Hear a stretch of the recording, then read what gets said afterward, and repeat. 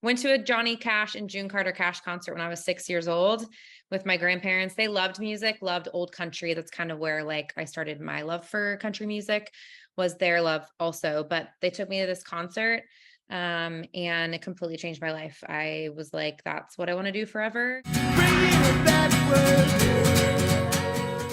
Hi, Brittany. How are you? Of Thanks. How are you? I am great. Thank you so much for doing this. Yeah, thanks for having me. Of course. I'm Adam, and this is about you and your journey in music. And we'll talk Yeah, about the new I'm song you put out so and shiny. glowing. I put the video on. I was like, whoa, she's shiny. Well, awesome. So, I always start off with born and raised. I think, are you originally from Canada? Is that what I was reading? Vancouver, Washington. So a lot Oh, of people Vancouver, get Washington. Canada. Yep. Okay, that's where I got confused. I just read Yeah. Vancouver and went with that. Yeah. Um, so tell me about Vancouver, Washington. Yeah. A lot. It's so funny because people think when I say Vancouver, Washington, they're like, oh, BC. And I'm like, no. And they're like, oh, Washington, DC. I'm like, no.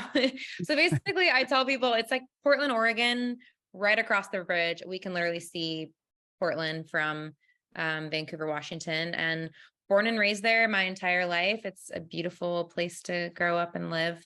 Super green, a lot of rain, but it's beautiful. Are you still in Washington? I am not. I am in Arizona.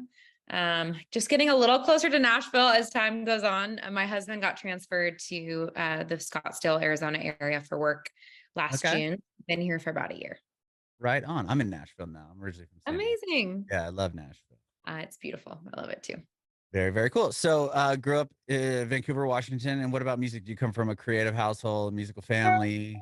I do not. It's so interesting. I went to a Johnny Cash and June Carter Cash concert when I was 6 years old with my grandparents. They loved music, loved old country. That's kind of where like I started my love for country music was their love also. But they took me to this concert and it completely changed my life. I was like, that's what I want to do forever. And so pretty soon after I started taking voice lessons, but like no one in my family is musical. So it was definitely kind of like a left turn for sure. Sure. Wow. Yeah. I mean, so just going to that show, you knew, like Yeah, I mean, it watching was Johnny crazy, Cash and like, June Carter play. I was 6, so, like, I think about my daughter who's 6, and I'm like, I can't imagine her having that experience now where she's like, "Okay, that," but, I was watching the show and it got over and I looked at my grandma. I mean, I can remember the way it smelled in the room, what they were wearing, what the weather was like outside, like, it was one of those just transformative moments in my life, and I looked at my grandma and said, like, "Okay, like, that's what I wanna do forever." I actually told her, like, "I'm not going to school anymore because I Well, I know know what I'm that gonna that do. and so it was just from that moment I started pursuing my career. Wow. Yeah, I have a 8-year-old, and I can't imagine being 8 Yeah. and be like, oh, this is what I'm gonna do forever. Yeah, you're like, What? "Oh, yeah, you'll Okay. see." Yeah. Okay, so 6, you saw the show. You started taking voice lessons. Do you, like, pursue that? I mean, from that moment on, or is it like voice lessons, you're, like, all in, you love it, and you continue Yeah. doing that, what, through high school and everything else? Absolutely. So from like age 6 to age 9, I kind of just did like talent shows, fairs, that sort of thing. And then at 9 years old is when I started taking voice lessons and really started performing. I would say like semi-professionally, getting paid to do like little fairs, $100 here and there. And then I did pageants as well, not the like scary Jean Benet Ramsey makeup kind, but Oh, um, okay. it was a pretty amazing like weren't allowed to wear makeup until you were in the teenage division and just they really focused on like interview skills and community service and poise on stage, all that stuff. So that was the talent competition really helped me to kind of get used to performing on stage. And then yeah, choir in high school, drama, theater, all the things. And then I got married outside of high school to my high school sweetheart and kind of took a little derailment from music for Okay. several years. And then decided after we got a divorce, I was like, okay, I'm never gonna let anyone ever again keep me from what I love to do. And so from that Got back moment, into it. hitting the ground hard. Yes, Wow, okay, did you I believe you play guitar and stuff, right? That's, like, I I think that's do. And one of actually, guitar is a later in life thing for me. I picked up guitar in like 2018. Oh, Um, wow. Okay. just decided like I want to be able to actually my manager at the time was pushed me and said, I booked you a show in 3 months. You have 3 months to figure it out. And Damn. it was amazing because it's like what really got me, to be able to play the guitar. And I'm not a great player, but I can go anywhere and play by myself, which is so great. Mhm. So once you you said you got married like right out of high school, so you didn't go to like college for music or anything like that. You totally your life just changed completely, obviously, at that moment. 100%. Yeah. I had two kiddos. And when I was pregnant with our second, there was a lot of just infidelity and not good stuff going on in our marriage. And I decided to walk away. And it Mm. was at that moment that I realized that I had really been putting my music on hold, for him to be able to pursue his career. And that the support just wasn't there for me to do it. Um, and so as soon as like that was over, I just, that's kind of when I did a Taylor Swift competition when my son I was think I read a about couple that. weeks old. Yeah. And that was, gosh, she was a couple weeks old when I did that. And then American Idol as well. Wow. The Taylor Yeah. Swift thing was like 2010 or something, right? Or 12 or 2010. Yeah. yeah. So I she went, was not like a newish it artist. was like the Fearless time. So that's right when Yeah, like the album Fearless came out. So she was she definitely was still in the big, country. but she wasn't like, yeah, she's not Yeah. world, the No. biggest thing on the planet. And it was great. Like we spent the day together in the studio and she's lovely, just as you would imagine her to be. But my son, my 14-year-old is a huge Swiftie and So I am have I. I have a huge poster of her right here. huge, she's amazing. She's literally like I mean, I don't know if you've met her, or interviewed her, but she's lovely.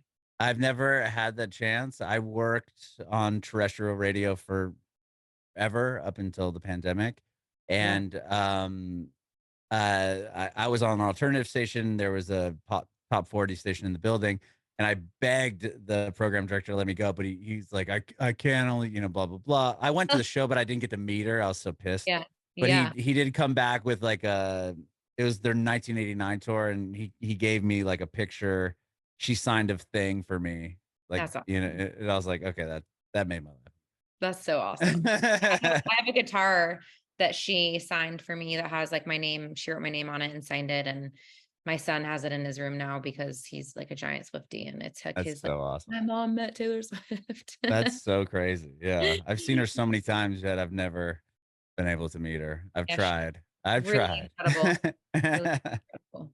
Yeah. So yeah, what was that contest? It was like sing like Taylor Swift or sound Sing like like Taylor her? Swift, which is so funny because I don't sound anything like her, but it was through a local radio station. And my son was born in August, and it was like, I think September that they started this competition. And it was sing a Taylor Swift song and like record yourself doing it. And so I did. And it was like a nationwide search. Oh And I wow. just kept like, it was wild. I don't even know how many hundreds of radio stations involved. And I won somehow. It was wild. And it was honestly like, I feel like it was one of those things where it was like, the first thing, if not one of the first things I did after leaving my marriage. And it was kind of one of those, like, this is where you're meant to be, moments. Yeah, And like so, a validation for yeah, what you decided. absolutely. And I was like, okay, like, let's do this. And it was an amazing experience. So I got to fly to Nashville, um, with the radio programmer and meet Taylor, hang out with her. I had a meeting with Scott Borchetta, which was super Wow. disappointing. Oh, really?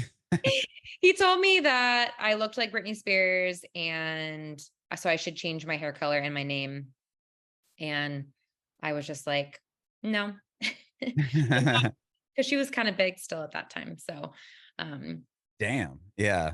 it was Well, kind of rough, but that's what they're there for, I guess. yeah, exactly. Yeah. Well, so you sing what song do you sing of hers? I sang Teardrops on my guitar. Okay, cool. So then Yeah. you meet her, and then Yeah. when you get back, are you like amped? You're like, okay, now I need to start writing. Were you songwriting at that point, or you just knew you could I've been sing really writing well? music since I was in sixth grade. So like Oh, okay. songwriting for me has always been like the songs that I played for Scott Borchetta were all original songs. And so I think for me, it was just kind of like a propelling, like to continue doing what I was doing. And I really did. Like I tried out for American Idol and in that period of time, and then just was doing a lot of opening gigs, at radio stations. I was at the time also playing for like a 12-piece dance and show band, which was so much fun.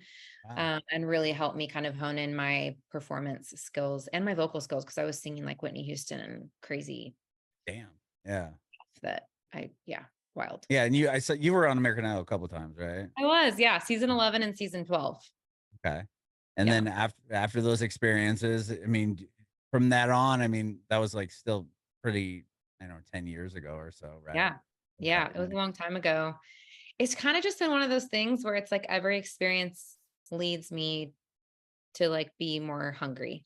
Mhm. Um, I love music so much. I love country music so much. And I just continue to fight and write music and put it out and try to connect with my fans and the people that support me along the way. And I think those moments, those like little wins, and even the hard, like even getting cut from American Idol for me was really transformative because it really like it just teaches you, you know, the fight. It either can like break you and you're like, I'm done, like I'm clearly not good enough, or it's gonna cause you, which for me, it was like, okay, like you made me want to do it even more. Right, right, right. Yeah. So after that, are you continuing to just write songs, put out songs? And what was, Yeah. I mean, during that period up until, I don't know, I'm just looking at Spotify, like Yeah. 2017, you put a record out.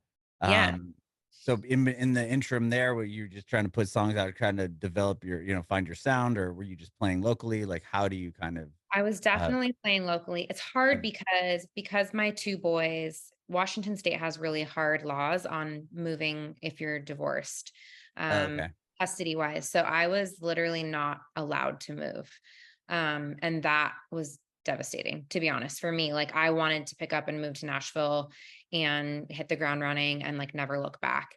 And unfortunately, it just I've never been able to. My boys are now 14 and 16. So once they're 18, then I can obviously do so. But, I've not lost, you know what I'm saying? Like as No, far as the yeah, yeah, whole 100%. thing goes, Yeah, I you can't couldn't stay just get here. up and go. Yeah, Absolutely. So right. for me, it was like anything I could do, playing locally, playing not locally, touring as much as I could. But I was also a single mom for 8 years of that. And so I had to work full time. So I was working at a bank and then evenings and weekends, and my job was super supportive. So if I had to go like on the road for a couple days, they were great.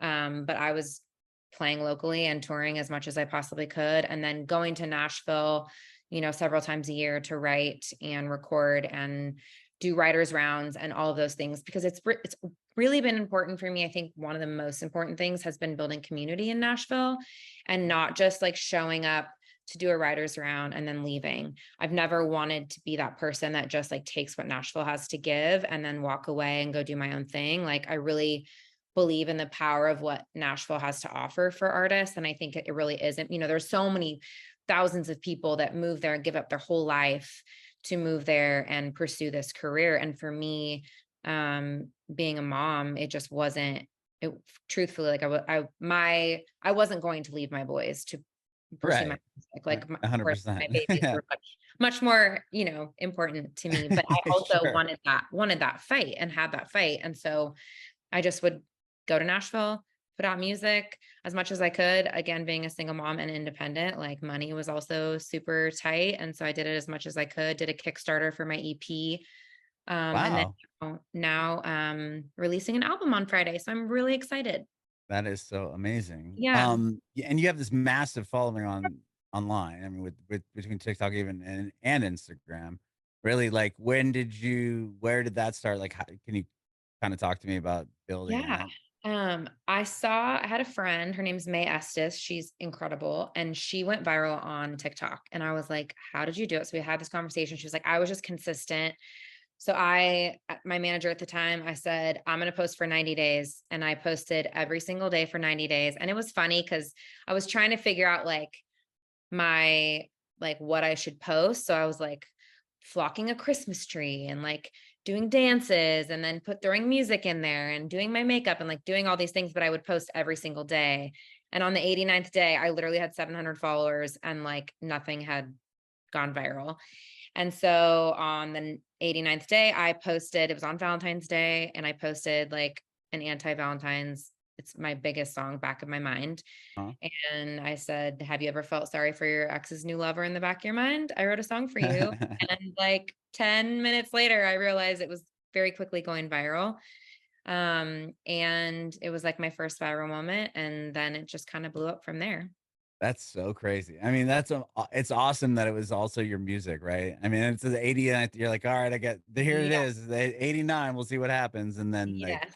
it ends up working out. Obviously, And I mean, that's so true that you say that, because I even still today, it's like I have a hard time, I think people focus so much on the numbers of social media, and it's really hard to get into that kind of rut where you're like, I want to make sure that whatever I post goes viral. And I've definitely recently just been like, I'm just going to post what like I love and what makes me happy. And then if it doesn't like do what I want it to do, then that's fine.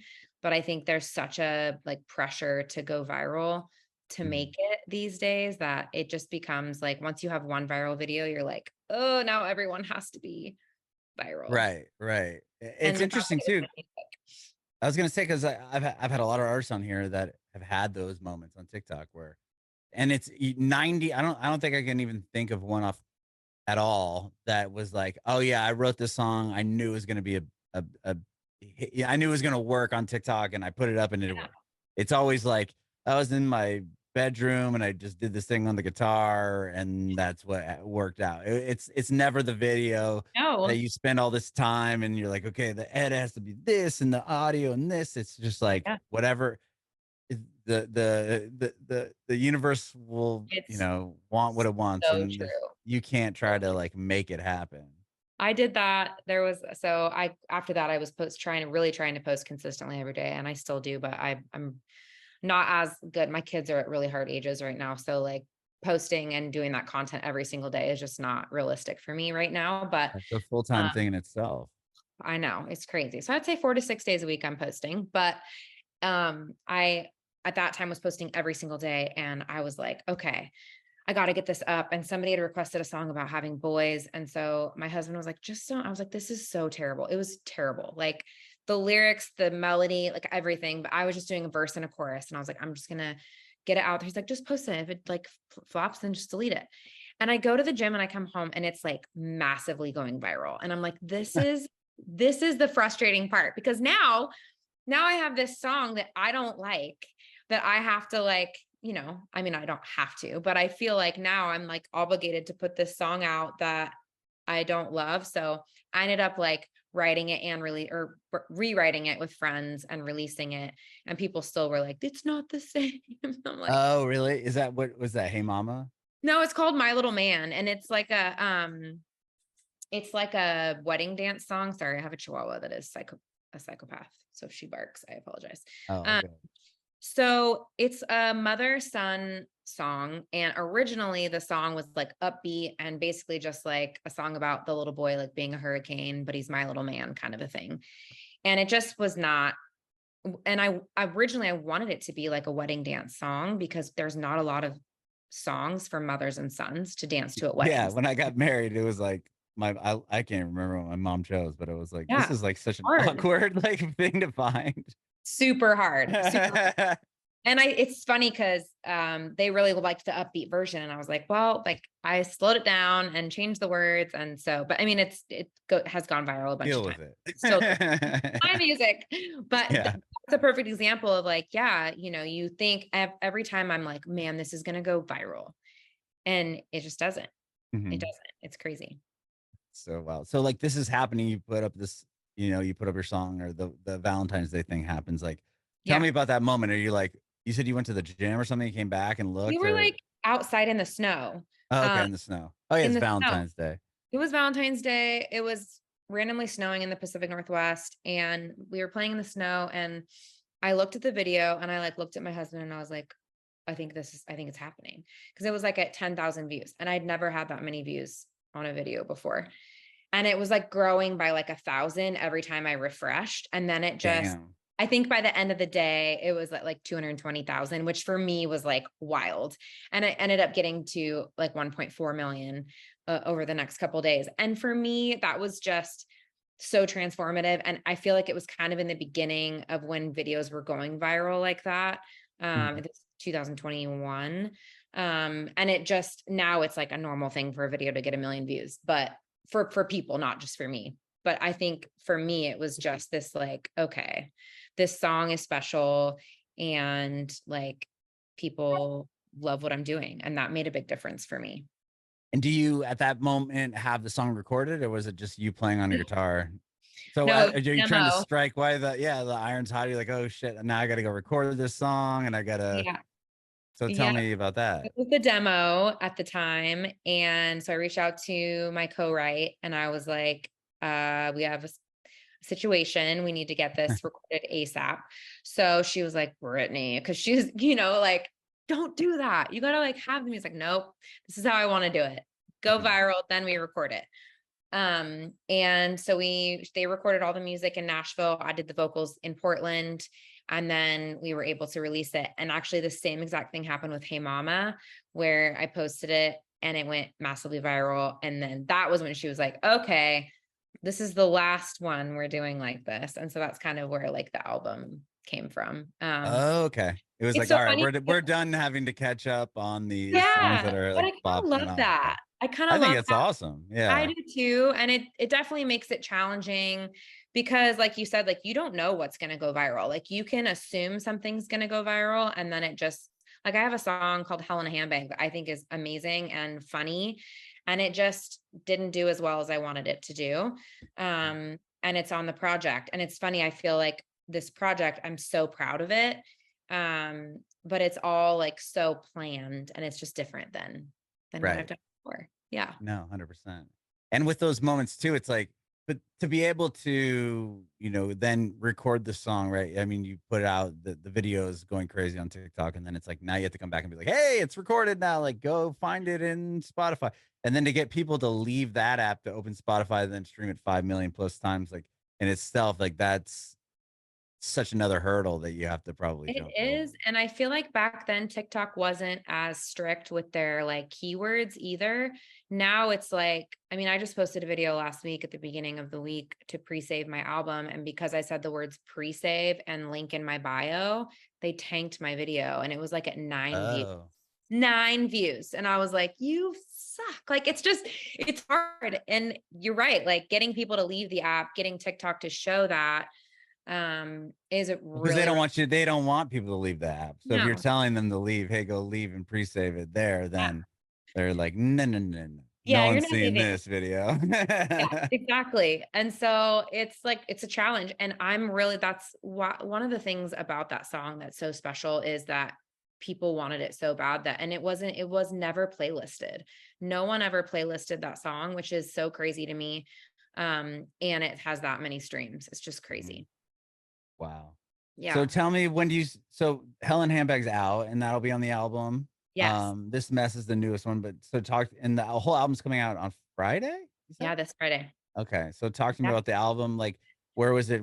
Did you fly to Nashville to record a lot of it I did. or I flew to Nashville to do all of it. So we recorded it at Omni Sound, which is being demolished, and I'm so sad because it's such an iconic place. So it's pretty special that I got to record there. Mhm. Recorded there with an incredible band, and then did vocals in the same week. And they're songs that I've been writing for years and kind of narrowed it down to these 10 songs. And then we're adding Hey Mama in back of my mind to like the printed album, just because I want those to have their own place I'm going to be getting vinyl and print CDs as well. So they're going to be a part of the album. But it's really just like storytelling, kind of autobiographical, not only like my story. So there's a song called Thank You, Johnny and June that's about my experience that night at that concert. And then She's Come a Long Way is the title track. So from, 6 years old to today, like how far I've come, and a lot of songs in between of just my story and my life. And I really, really try with my music, to write songs that are relatable to like people that have been through life. I miss 90s country. I miss the female storytelling country. I mean, thank goodness we're getting it back with like Cody Johnson and Jelly Roll, Zach Top, like we're getting that storytelling music back. But with the females, it's still seems like it's really hard to um turn on the radio and listen to someone sing about the hard stuff. right. Yeah. Yeah. So with this album, did you have a lot of the songs done prior to going into the studio, or did you work on them there as well? Or No, everything was written before. Love Thy Neighbor came in last minute. I actually am one of those people, I don't love to release music that I didn't write. But love my Autumn, the producer, reached out to me and said, this song was on hold by a big artist and it just got released. And we were like heading into the studio in the next couple days. She was like, it's like been on hold and they just released it and I want you to do it. And I listened and I was like, I have to record this song. It was just so fun. That one, Retail Therapy and Hell in a Handbag are all like very personality songs for me. So they're very just like funny, very Miranda Lambert kind of esque style, just funny songs. But yeah, all of them have been written over the last several years, just okay, hanging on to them, waiting to get in the studio. that's awesome. And you'll be here in Nashville this week, I think, right? Yes, I'm having my release party at Lil Red on Thursday. Super That excited. is awesome. Are you Yeah, doing? Are you? That's a cool spot too. I mean, you're playing. I'm favorite. sure the stage in the middle, and then it Yes. all goes around it. And then, are you doing what, like a long? I mean, people when they play there is like 3.5 hours, right? It's like Just a doing a long 50-minute thing. set. And we're playing the All album. new music, or okay? Oh We're yeah. playing the All I mean, album all all your through. music. I mean, Yep. Yep. okay, All the way that's through. awesome. Yeah. So we're going to play the album from start to finish, for everybody to hear the whole thing as a whole. So I'm really excited. That is really cool. And then doing a home show, right? Portland show. Yes. So I'm flying, to Nashville Thursday, flying back here to Phoenix Friday morning to pick up my daughter who's 6, and then flying home to Portland. We'll be there for 10 days. I've got some shows around the 4th of July up there as well. But my Very album cool. release on Saturday in Portland. It's going to be so much fun. Wow. So you're doing like a pre-album release show in Nashville, and then Yes, and then a post, like the day after, day day before after, in Nashville, day day after after. Portland. Yeah.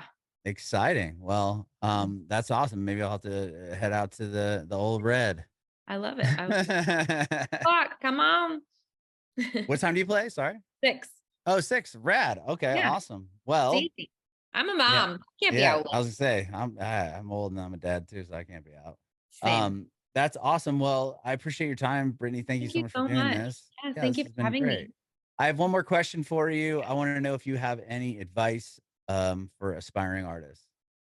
I would say just get out there and do it. I get that question so much. And I think people are scared and don't know how to or what to. I would say, like, look to the people that inspire you and see what they're doing and just get out there and do it as much as you can. I think it's hard, especially being a mom. You're scared to like leave your kids and pursue your dreams because you want to make sure that your kids are taken care of. And being a mom, I will say my kids have been so much better because I'm filling my cup. And so they see me filling my cup and it's inspiring to them. And so I would just say consistency and get out there and do it and don't make excuses. Bringing it back